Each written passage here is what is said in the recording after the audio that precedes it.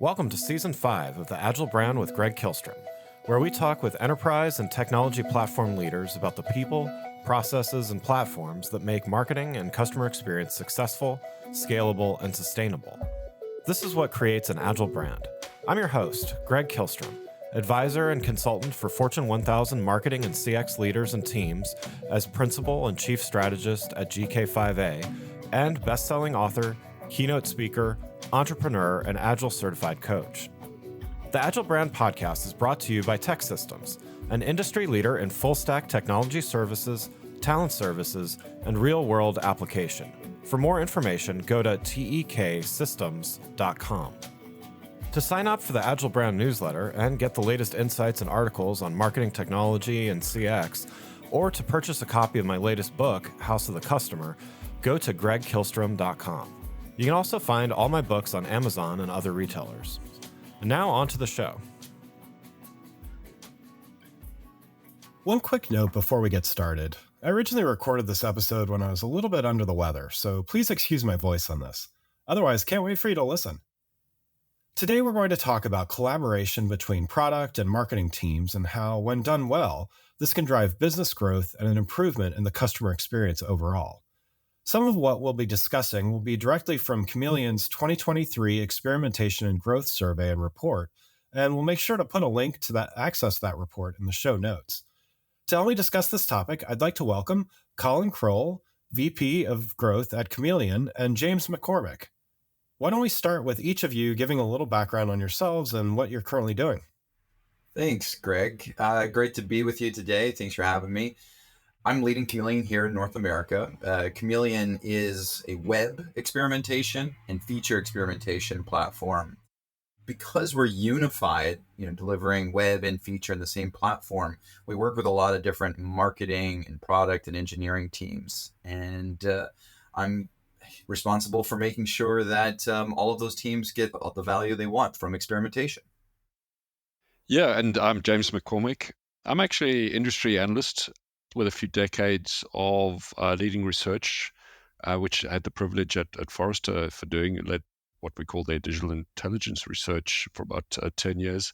And before that and after that, I actually spent a lot of time actually implementing a lot of these types of technologies that we're talking about today, experimentation technologies.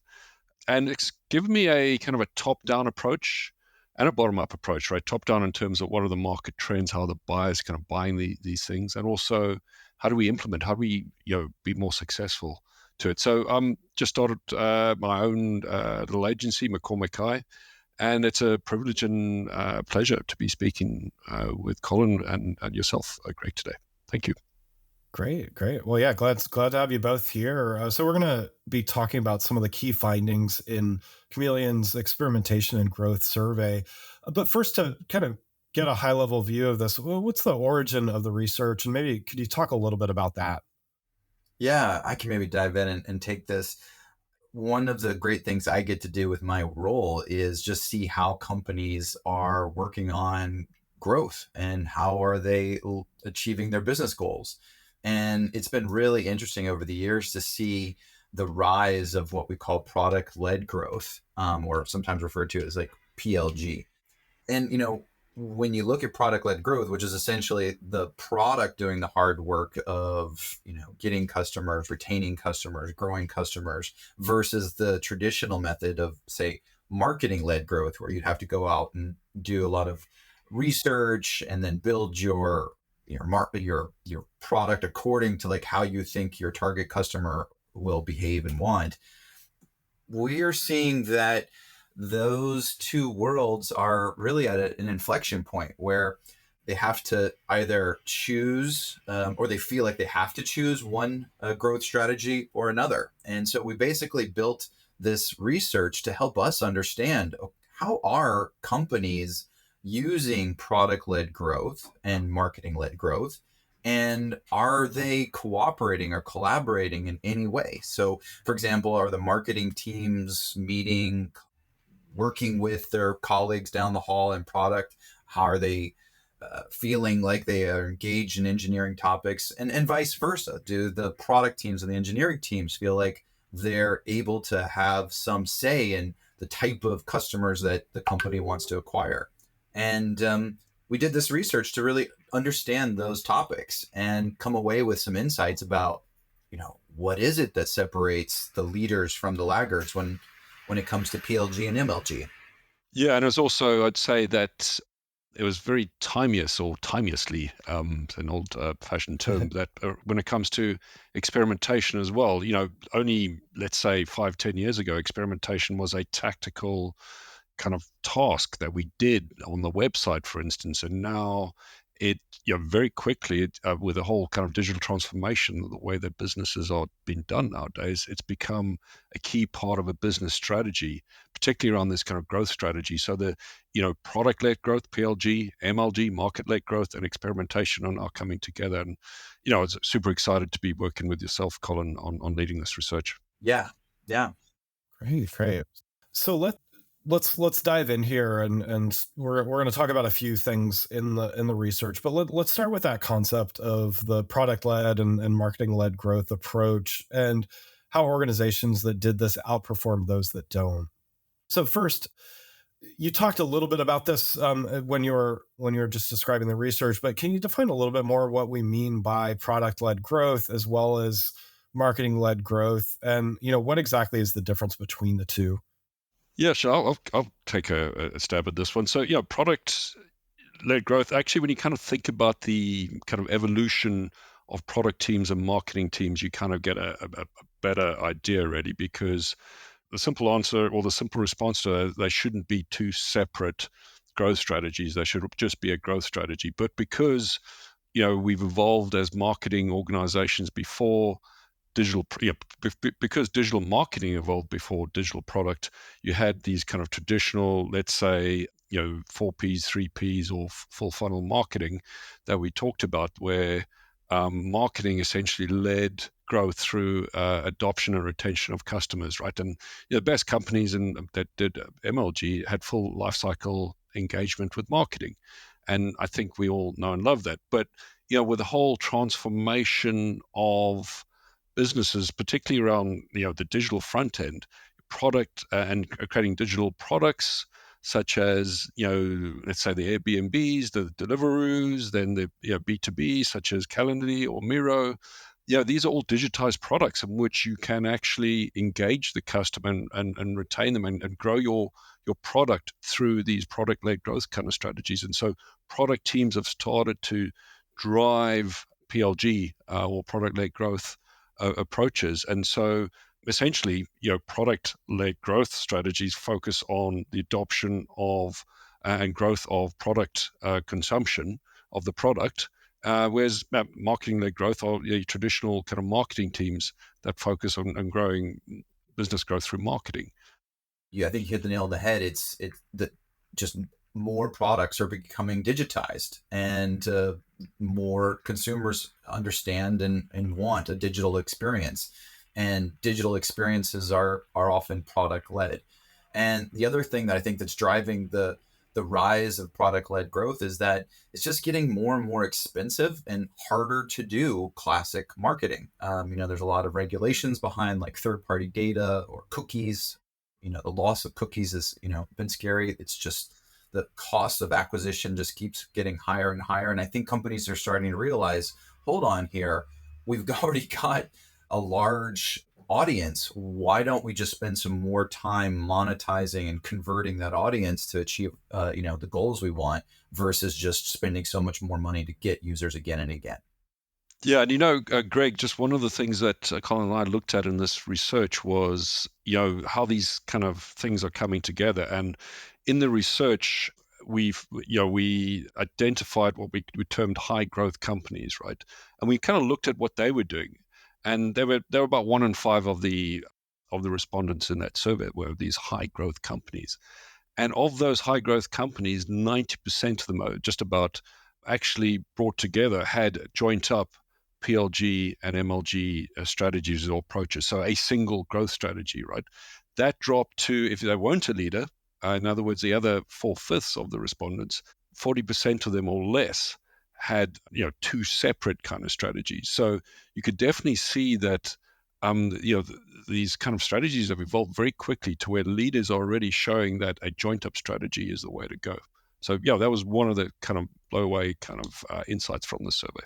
Yeah. So, and that's really interesting. And what's keeping those laggards from unifying? And what's getting in the way? Certainly, it doesn't sound like it's necessarily easy to align those, although it's certainly beneficial. So, what are some of the challenges that are getting in the way of those laggard organizations doing this well? Well, actually, I mean, it feels easy to solve, but it's not, right? I mean, the simple fact is there's a lack of vision of bringing these things together, right? So, what we found was that about three quarters of companies which had low or no growth in the year ahead, didn't actually have an established product-led growth strategy, right?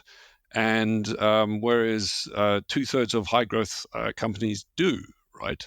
And so just not actually having a product-led growth strategy to kind of combine with your market, your growth into your growth strategy just didn't exist.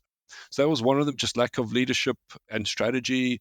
The team structures don't support this kind of collaboration between marketing and product teams, and they just lack of technology to support that collaboration, right? So those are the three areas: so leadership, team structure, and just tech to support both of those things around these areas. I don't know, Colin, did you have anything to add to that? Yeah, I think that you said it earlier really well. It's that, leading companies, they have a growth strategy. They don't have a marketing-led growth strategy or a product-led growth strategy. So just keep that in mind as you put your vision together of what you want your company to be and how you expect it to grow. But, the reality is that not all of us get the luxury of like deciding how we intend to grow.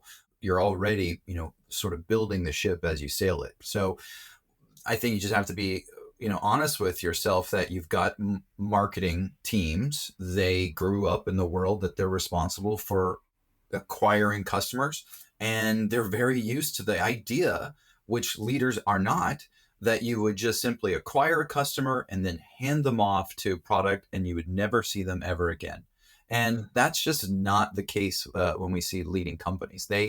When that customer that's been acquired, or so that user that's say acquired is handed off to product, the product team is able to easily track the adoption of the product, how long the user or the customer stays retained with the product, and then they feed that intel back into the marketing teams. And I think that takes time and practice, and that's just not, like you said, James, the way most companies are set up, either because of the vision or just the legacy that they're in, or because of the tech stack that they've built for themselves. So I think those are the biggest challenges, is like, how do you get out of that legacy mindset? Yeah. And so what's the role of experimentation in this approach? Well, I think the common denominator for both a marketing-led growth strategy as well as a product-led growth strategy is that you're data-driven. You're using data to inform you about where you want to place your bets or invest your resources. And there's just simply no better way to be data-driven than to adopt professional and rigorous experimentation. That's what you see when you look at these leading companies. They not only combine marketing-led growth and product-led growth strategies, but they're also very savvy when it comes to using experimentation to inform them about how to grow their business or what decisions to make. You see the professionalism of experimentation in those leaders, but it's not as if, say, exclusively marketing-led companies are not doing experimentation. They are. What's happening, however, is that they're just optimizing or doing experimentation where they sit in their silo, right? So marketers are just simply optimizing for acquiring more customers, but they're not necessarily optimized. Of course, they're not optimizing, to get the customer to use the product more.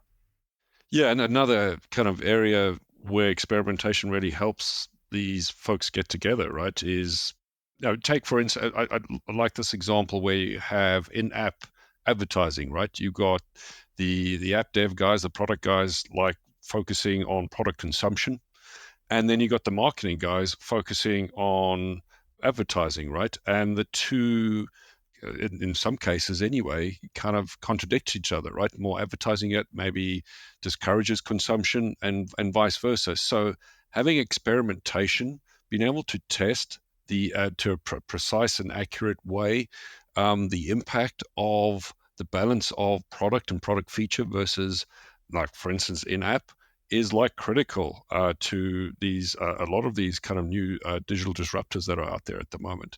And that experimentation really brings that marketing and product teams together on those kind of things. Before we continue, I'd like to introduce you to a sponsor of the show, Partner Hero. Customer service outsourcing has long been available mainly to large enterprise businesses with long-term contracts and onerous procurement processes. Partner Hero is challenging business as usual and bringing the benefits of outsourcing to small and medium businesses as well as startups. With short, flexible contracts and fast ramp-up times, Partner Hero is making customer support outsourcing a viable option for small and medium businesses and startups. It's perfect for companies with seasonality expecting a temporary spike in volume or that simply need to scale up. And their focus on quality means your customers will get an experience that feels like it comes from your team.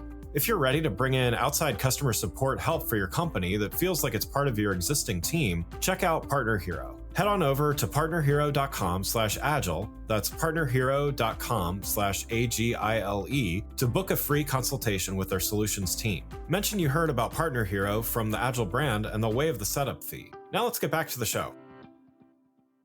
So let's dive a little deeper here in experimentation. I think that was a great intro to this, and to talk a little bit more about its role in growth and return, certainly things that you touched on already. So just a couple of figures from the research. Organizations with high investment in web experimentation are 350% more likely to grow significantly, and those that invest in feature experimentation are 270% more likely to grow significantly. So pretty compelling. Anything over 100% is pretty good. So for the audience, can you distinguish between web experimentation and feature experimentation, and maybe give some background on why these are often done in silos or separately? Yeah, I can take that one. Again, I think it's nice and smart to call out what is web experimentation. So often this is sometimes referred to as client-side A/B testing. And when we say client-side, essentially what you're doing is you're manipulating the browser to essentially show an experience that you believe that's going to deliver the value that the target customer is expecting. So for example, a good, classic A/B test that, the industry hates to talk about, but it's really easy for, non-experts to, wrap their head around is that, okay, someone in the organization believes that if the CTA was above the fold, higher up on the page, then it would result in a higher click-through rate. Someone thinks that no, it should be close to a particular image, right? So we're basically just using web experimentation to test whether or not the placement of a CTA in one location has a higher conversion rate than another. And you can do that without having to code in your backend language. You can just simply use what's called a visual editor, or sometimes a WYSIWYG editor, to make that simple change. Somebody that's non-technical, a marketer who's responsible for the website or an e-commerce manager can literally just use their mouse and drag that CTA to wherever, or copy and paste that CTA to wherever they think is most optimized on that page, without having to pull in back-end developers. So being able to optimize on the front end or client side or on the browser with web experimentation is something that marketers have been doing for probably a decade now. And it's delivered, like you see here, really impressive results.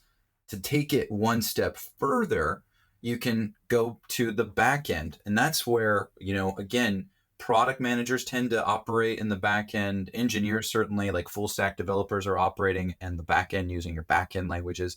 And they tend to think about, okay, well, what happens, for example, if I were to change the search algorithm so that I were to show people that had seen this category last, this particular product set? That's not something that you can do with a graphic editor or with a browser language. It's something that you have to code using your backend language. And that's where feature experimentation, sometimes called server-side testing, is handy and helpful. And again, the research was really clear. Companies that do both web experimentation and feature experimentation basically power on the experimentation engine, and they see just, a higher chance of growth than anyone else. So what does combining them look like? I mean, either, from an internal perspective, maybe, there's teams that have been doing this separately, or, what's needed to enable this, and then, ultimately, what does that mean for the end result?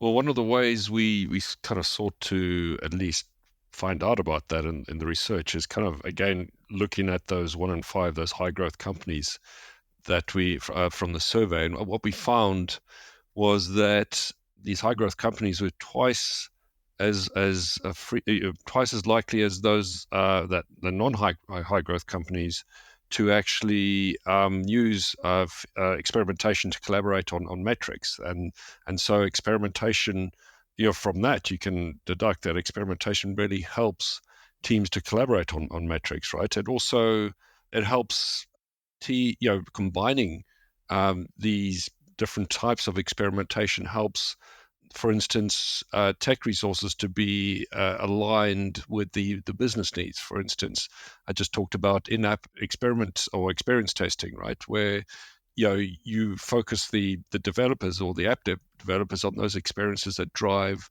better product consumption or marketing engagement, right?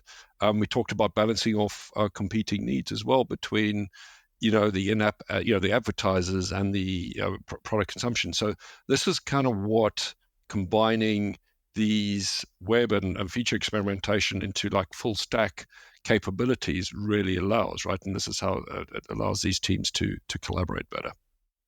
Yeah, just to kind of piggyback on that, go back to that, the world that I was describing is that, even in our company at Kameleeon, we struggle with, the marketing teams bringing, great leads and, marketing qualified leads, MQLs, and those MQLs converting into customers that the product team is responsible for managing.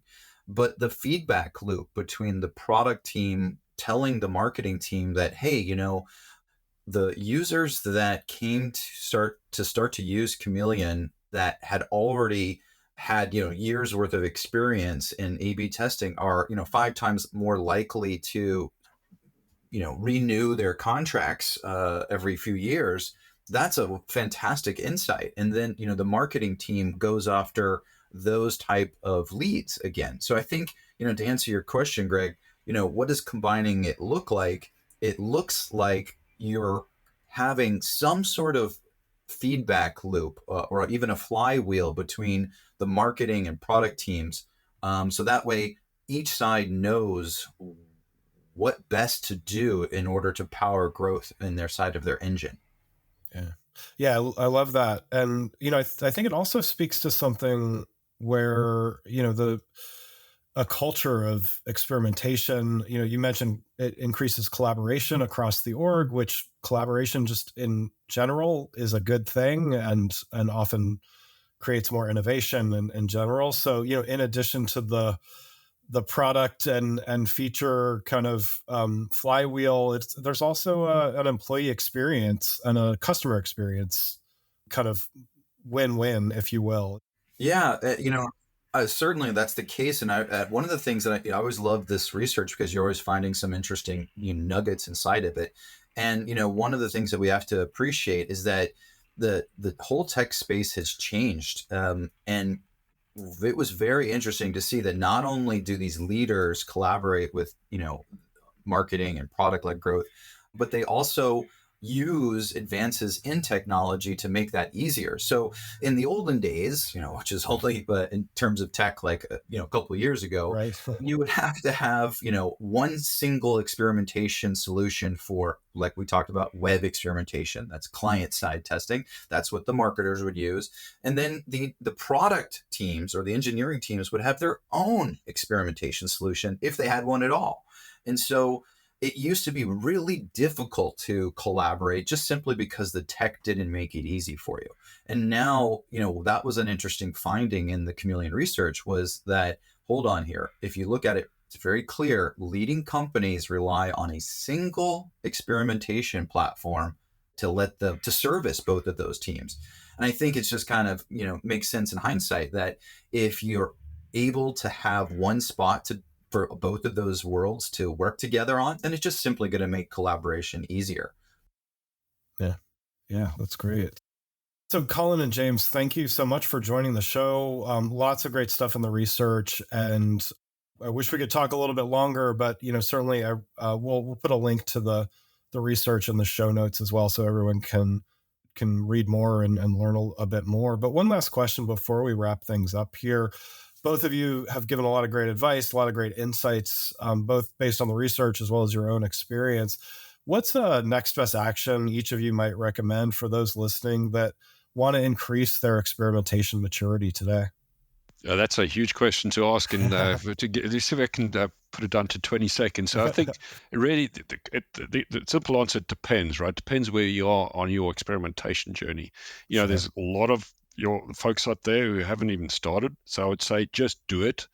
What you find is experimentation is a low cost, low risk activity that delivers high impact very easily. So just do it. If you've moved beyond that start line, you've kind of done a bit of CRO, conversion rate optimization, or you've applied testing in an in-app, bring in your parts of the organization that haven't and start to collaborate, right, around experimentation, share your experiences. And then if you've done that already, the next is, and we kind of talked about it, you need to consolidate on a single strategy and on a single, I would say, full stack approach, so one platform, to drive all the experimentation. So, tough to put into probably more than 15 seconds, but that's my spin. Yeah, I really think you said it right. It depends on where you are on your journey. And, I think even if you think you've been doing it perfectly for years, you now need to sort of increase what we call your test velocity in order to get the impact back. So really it's don't let perfection too also get in your way. I meet a lot of different companies that feel like, they need to build the biggest center of excellence before they can launch any experiment. And I would say, immediately, like to James's point, that the worst thing you can do is try to craft perfect versus just get started. Because again, the research is clear. Experimentation just delivers incredible insights that power your business and help both of those teams, marketing and product, with all of their growth objectives. Yeah, and thanks for having me on the podcast, Greg. Growth has been pretty tough for a lot of businesses out there, particularly over the last a while. And I think the role of experimentation and alleviating some of these pressures, should be on our minds. So yeah, awesome topic. Thank you. Yeah, of course. Yeah, thanks, Greg. I appreciate it. So it's an exciting time to be in the space. A lot is happening inside of technology around experimentation, but also, and this is something I always encourage everybody who's listening, is it used to be that you'd have a third solution just to simply help you with feature flagging. And again, that's what feature flagging helps engineers. And again, what's so interesting today is that this is now being unified. So you can have feature flagging, web experimentation, and feature experimentation in one single place. And if you can do that, again, you're probably going to be set up to have the gains to achieve the growth that you want. Wonderful. Well, again, I'd like to thank Colllin Crowel, VP of Growth at Kameleeon, and James McCormick for joining the show. You can learn more about Collin and James and Kameleeon, as well as get a link to the research by following the links in the show notes. Thanks again for listening to the Agile Brand with Greg Kihlstrom podcast, brought to you by Tech Systems. If you enjoyed the show, please take a minute to subscribe on your podcast channel of choice and leave us a rating so that others can find the show more easily. You can access more episodes of the show at www.gregkihlstrom.com. That's GREGKIHLSTROM.com. To get a copy of my latest book, House of the Customer, visit my website, or you can find it on Amazon or other retailers. The Agile Brand is produced by Missing Link, a Latina-owned, strategy-driven, creatively fueled production co-op. From ideation to creation, they craft human connections through intelligent, engaging, and informative content. Until next time, stay agile.